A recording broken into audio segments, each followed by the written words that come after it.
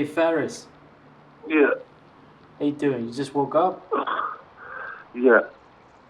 It's alright. I forget it's 10:30 in the UK. I'm an hour ahead here in Berlin. You got a head start. Hey, I wanted to ask you about this thing, right? Yesterday I got this petition.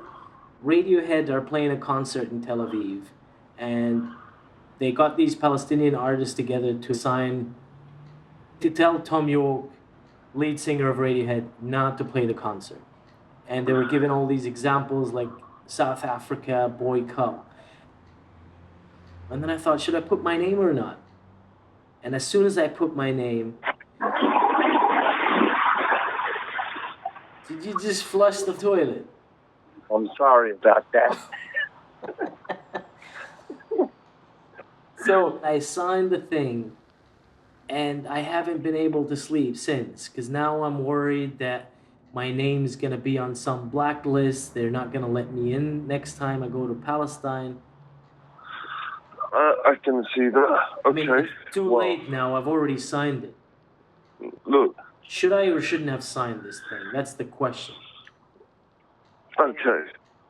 I think in the immediate sense, you are completely valid to have concerns and fears about whether or not you'll be allowed into Israel if certain things flash up on a list. I appreciate that, and I think that's a fear that most Palestinians have. You know, when you say, you don't really care about this stuff, why have I done this? I think there is an even higher level above that, which is, as a Palestinian, you're already so beaten down, you're displaced, you can't go back freely even if you wanted to. You'd have to go back to some ghettoized canton. It's a state of occupation and terror, and it's meant to be difficult. You're meant to constantly have questions about Radiohead and like that. This is a feature of the displacement, of the disempowerment. And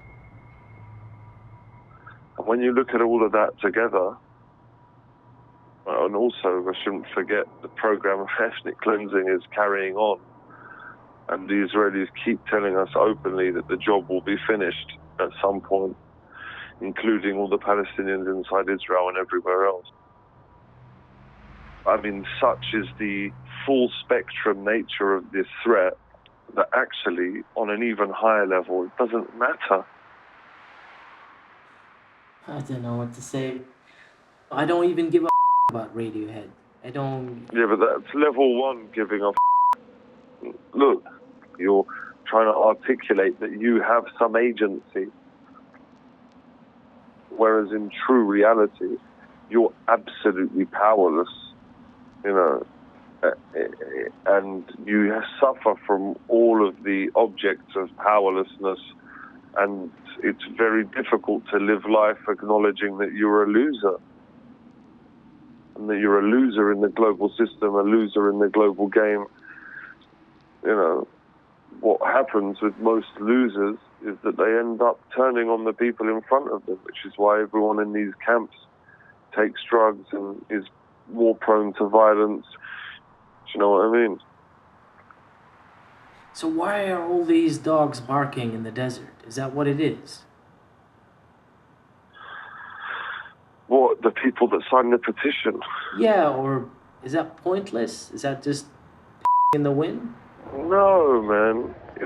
It's probably connected to what I was talking about in a collective sense. But on a collective level, maybe they feel that they get a degree of power. They feel more powerful by clubbing together and making a statement saying you're not unaccountable. In the court of public opinion, associating yourself with Israel comes at a cost. They have to know that their white liberal audience in the West is under threat, and maybe there's a degree of power in that. I'm not sure that there is. I think that there's the cultural boycott comes I'm not sure what I'm saying. But the cultural boycott of Israel is very important. I'm not saying it's not.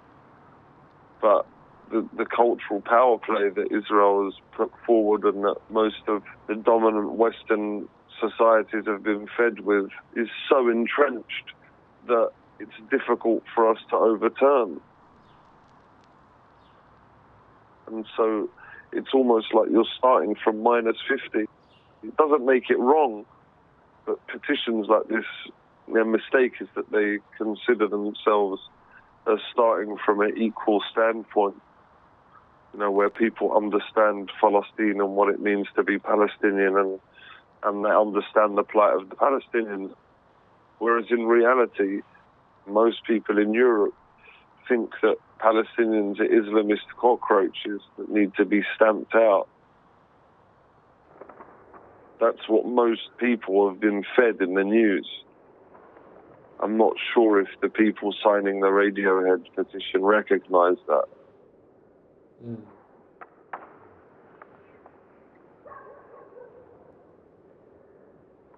Doesn't mean if it's potentially ineffective that it's bad. Do you know what I mean? So I shouldn't... If something's potentially ineffective and only leads to red flagging your name in a system that's already against you, doesn't mean it's bad, man. Or doesn't mean you should regret it in any way. I had this voice in me saying, don't do it, it's not worth it.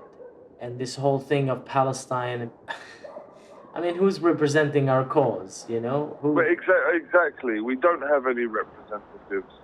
None so by consent anyway. Yeah, I really have regrets that I signed this thing, especially because my initial intuition was not to sign it. Like, why would you poke the bear? Yeah, the answer is actually in the question. Why would you poke the bear? I mean, look, the bear, he doesn't give a if you poke him or not, is what I'm saying. The bear does not give a if you poke it or not. Do you know what I mean? The bear is behind every regional war that's happened in the last 70 years, pushing a sectarian agenda. The bear has got you so that you don't know left from right. He's either going to bite your head off or he's just going to scratch you across the face. You think it's funny? At least we can laugh about this stuff, man. I don't know. Yeah. So, okay, if the bear doesn't give a about me, I shouldn't give a about having signed this. Yeah, absolutely. I mean, that's where I stand. I think it makes no difference. Yeah, I don't know why I'm being so hard on myself. But it's like you're carrying it. It's what I'm saying. It's you're responding to a position of powerlessness. You've got no power, bro.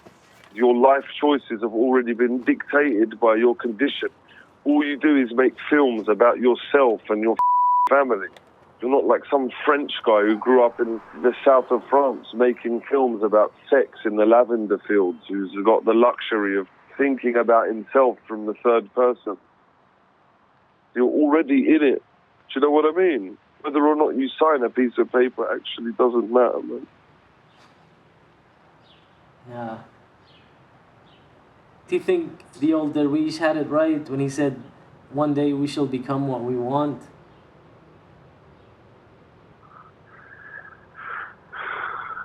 Dude, you've got to hold that thought because I'm getting a call from someone and I need to answer it.